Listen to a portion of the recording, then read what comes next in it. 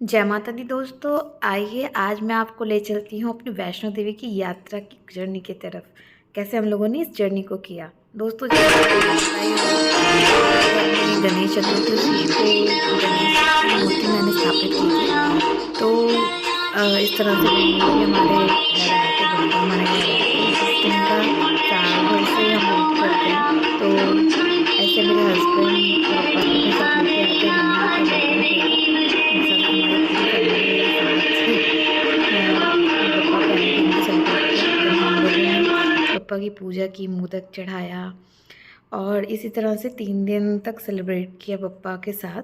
बहुत अच्छा लगा ये दिन। उसके बाद दोस्तों मेरी मम्मी पापा को मैंने बुलाया था, तो वो आए तो हम लोगों ने गणेश जी की मूर्ति का विसर्जन किया, क्योंकि बप्पा को बहुत ध्यान से रखा जाता है इन दिनों।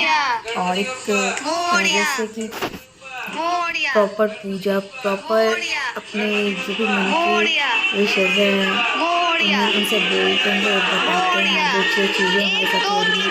एक तरह से बप्पा को बताने की ज़रूरत होती नहीं है। दोस्तों बप्पा के साथ जो दिन हमने गुजारा वो बहुत ही अच्छा था। बट हाँ, ये भी बहुत बड़ा ट्रुथ है कि बप्पा को फिर हमें विदा भी करना होता है कि अगले साल वो फिर हमारे पास आ सके। तो दोस्तों इस तरह से हम लोगों ने उनकी मूर्ति का विसर्जन किया।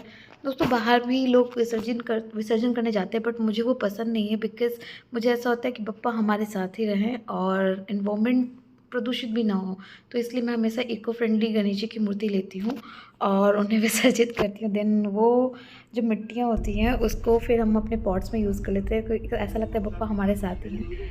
बस दोस्तों उसके बाद हमारी ये जर्नी स्टार्ट हो गई। हम लोगों ने अपनी ट्रेन की लैपटॉप मिली थी 7:30 पे थी। तो विसर्जन करने के बाद हम लोग घर से निकले। देन मेरे हस्बैंड ने हम लोगों के लिए सेकंड एसी की टिकट्स बुक कर रखी थी और उसमें डिनर इंक्लूडेड थी। तो बिकॉज़ दोस्तों मैं भी वर्किंग हूँ, मेरे हस्बैंड भी, तो हमारे पास वक्त ही नहीं था कि हम लोग कुकिंग कर सकें। और मॉम डैड भी बहुत थके हुए थे, तो डिनर में हस्बैंड ने वहीं का बुक कर लिया। बट हाँ, ट्रेन का खाना किसी को भी पसंद नहीं आता, बट क्या करें, खाना तो था। देन दोस्तों हम लोग वहाँ से कटरा पहुँचे, क्योंकि जो टिकट्स थी वो केवल जम्मू तक की थी। तो फिर हम लोगों ने जम्मू से कटरा एक लोकल ट्रेन में ट्रैवल किया। अलग एक्सपीरियंस है, बहुत सालों के बाद हम लोगों ने लोकल में ट्रैवल किया। देन दोस्तों उसके बाद हम लोग कटरा पहुंच गए। सुबह सुबह का व्यू ऐसा था जैसे कि लग रहा था कि वैष्णो माता खुद ही हमारा वेलकम कर रही हो और बुला रही हो, आओ बच्चों हमारे पास। दोस्तों सच बताऊं तो मैंने कभी सोचा ही नहीं था कि मैं वैष्णो देवी के दर्शन इतने अच्छे से कर पाऊँगी। बट ये अचानक से ही मम्मी का प्लान बन गया और उन्होंने कहा कि इस बार अगर मैं दिल्ली आती हूँ तो कहाँ ले जाओगे। तो मैंने बोला आप जहाँ कहो। तो शी सेड कि मुझे वैष्णो देवी जाना है। तो मैंने भी उन्हें मना नहीं किया। पहले तो मैं थोड़ा घबराई, बिकॉज़ अभी रिसेंटली मुझे 1 वीक पहले ही पैर पे चोट लगी थी ड्यूटी जाते के टाइम। तो मुझे थोड़ा घबराहट हो रहा था। बट कहते हैं ना, हिम्मत जहाँ पे हिम्मत होती है वहाँ सब हो जाता है। तो बस जय माता दी करते हुए हम लोग आगे बढ़ गए। देन हम लोगों ने अपने पासेस लिए जो हमारे आई कार्ड के जैसे हमारे गले में लटके हुए हैं। देन दोस्तों ये हर दिन आप जिस दिन ट्रैवल करना चाहते हो, ट्रैक करना चाहते हो, तो उस दिन का एक पास मिलता है दिन भर के लिए कि आप उस दिन इतने लोग वहाँ वैष्णो देवी की यात्रा कर रहे हैं। तो उसे हम ले करके अपने जर्नी की तरफ निकले। हम लोगों ने एक गाड़ी बुक की। देन हम लोगों ने कुछ ब्रेकफास्ट किया वहाँ का लोकल।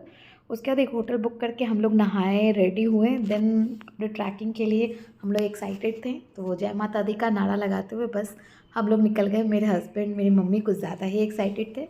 मैं भी खुश थी, बिकॉज़ मुझे ये विश्वास ही नहीं हो रहा था कि मैं वैष्णो देवी का दर्शन करने आई हूँ।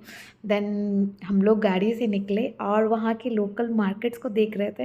दोस्तों आप यकीन नहीं करेंगे, वहाँ एक अलग सी ही वाइब थी। ऐसा लग रहा था जैसे कि सुकून सा, बहुत ही शांत वातावरण और अलग अलग जगह पे। तो इसलिए छोटे छोटे कैमरा के पिक्स के लिए एक तरह से फ़ोटोग्राफी का एक शोकेस बना रहता है बहुत जगह। वहाँ पे आप चाहो तो फ़ोटो भी खिंचवा सकते हैं। हम लोगों ने लास्ट में खिंचवाई है वो फ़ोटोज़, मैं आपको लास्ट तक दिखाऊंगी लास्ट में, तो इसलिए वीडियो के साथ लास्ट अंत तक ज़रूर बने रहे।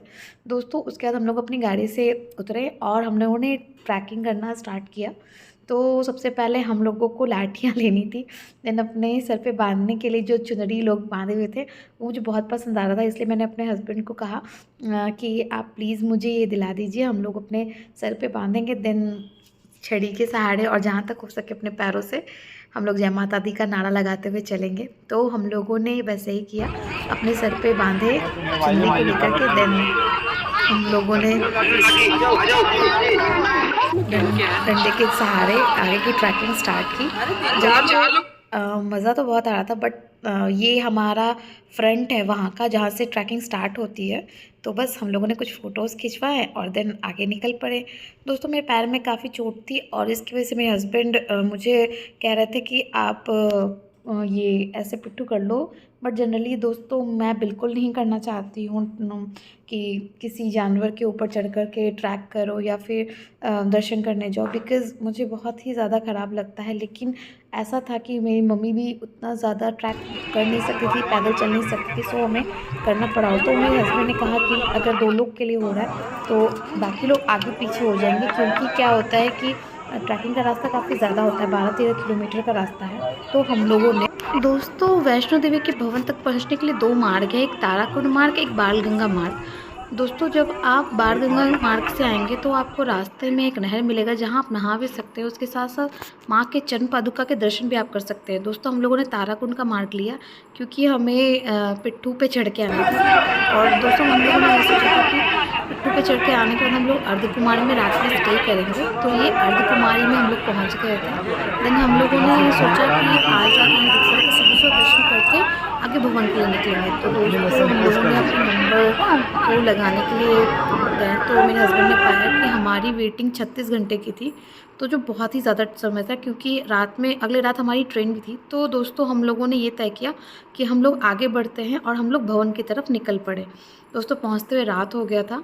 हम लोगों ने रास्ते में खाना भी खाया, खाना बहुत ही टेस्टी था और ये मुझे यकीन नहीं हुआ कि बाहर आपको इतना अच्छा घर जैसा खाना मिल सकता है। दोस्तों उसके बाद हम लोग भवन के पास पहुंच गए थे। दोस्तों ये नज़ारा था वहाँ के मंदिर का, देख करके ऐसा लग रहा था जैसे माँ बुला रही हैं हमें। हम लोग बहुत ज़्यादा खुश थे और थोड़ा फ्रेश होकर के हम लोग निकले। एक लाइन ये लगी हमारा हुई है। मंदिर है रात में स्टे करने का, लेकिन हमें रूम ही नहीं मिल रहे थे, सारे रूम बुक थे और वहाँ पे बस वही ऑप्शन था कि आप कंबल ले करके करो। लेकिन मैंने सोचा मम्मी पापा हैं तो इसलिए हम लोगों ने माँ का दर्शन किया। बहुत ही अच्छा लगा दर्शन करने के बाद हमें। फिर हम लोग निकल पड़े। दोस्तों काफ़ी रात हो चुकी थी तो हम लोगों ने सोचा माँ पापा बहुत ज़्यादा थक जाएंगे, इसलिए हम लोग निकल पड़े भैरव घाटी की तरफ। दोस्तों मेरा सुबह दर्शन करने का मन था और रोप लाइन से जाने का मन था, बट फिर भी हम लोगों ने जय माता दी का नाम गाया और रात में ही डिसाइड किया भैरवनाथ के दर्शन करने के लिए, बिकॉज़ वहाँ रुकने का जगह हो नहीं पा रहा था। तो बस दोस्तों हम लोगों ने भैरवनाथ के दर्शन किए। उसके बाद हम लोग निकल पड़े नीचे की तरफ और नीचे आकर के हम लोग कटरा की तरफ एक रूम लिया हम लोगों ने। देन ये अगले दिन की फ़ोटो है जहाँ हम लोगों ने ब्रेकफास्ट किया, फ्रेश हुए। देन मम्मी का बहुत मन था फ़ोटो खिंचवाने का वहाँ शोकेस में, तो हम लोग मार्केट की तरफ निकल पड़े दर्शन करने के बाद और बहुत अच्छे से फ़ोटो लिया। हम लोगों ने शॉपिंग की, चूड़ी बिंदी। और दोस्तों अगर आप मैरिड हो या फिर आप कहीं भी धर्म स्थान पे जाते हो तो डेफिनेटली आपको सिंदूर बिंदी प्रसाद तो लेना ही चाहिए। तो हम लोगों ने ये किया। उसके बाद बहुत अच्छे अच्छे फ़ोटोज़ लिए। दोस्तों बहुत बुरा लगा कि हम अर्धकुमारी का दर्शन नहीं कर पाए, बिकॉज़ 36 घंटे की जो जर्नी थी, 36 घंटे का जो वेटिंग था वो हो नहीं सकता था दोस्तों। इसलिए मैं बहुत कोशिश करूँगी कि अगली बार भी ज़रूर जा सकूँ और इसे पूरा कर सकूँ। कहा जाता है अर्धकुमारी का दर्शन ज़िंदगी में एक ही बार गर्भगृह में जाना चाहिए, तो शायद नेक्स्ट बार ये लिखा हो। बस दोस्तों इसी के साथ ये जर्नी यहीं ख़त्म करती हूँ। बोलो साचे दरबार की जय।